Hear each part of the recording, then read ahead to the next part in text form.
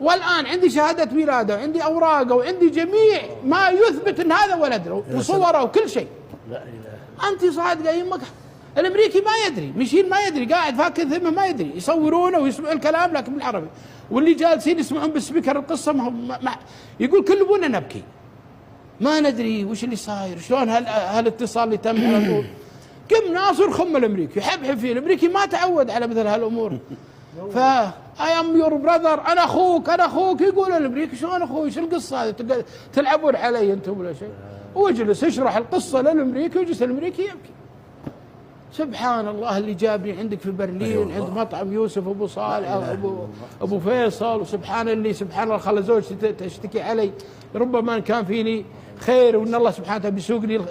يقول أنا أكره ما أشوف الإسلام. المهم ما لكم في الطويل، الرجال طال عمرك طلعوا له جواز من السفارة اليمنية مؤقت، وسافر الآن لليمن، وهو الآن موجود في اليمن عند أمه، وصارت أمور الله إنه وانتظر جاب بقية القصة بلغتها لكم.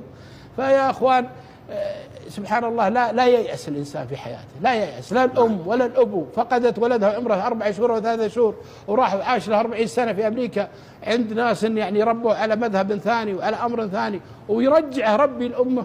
هذا بفضل الله، ثم فضل الدعاء وفضل صبر الأم. أسأل الله العلي العظيم أن ينفع بهالقصة، وآسف الإطالة.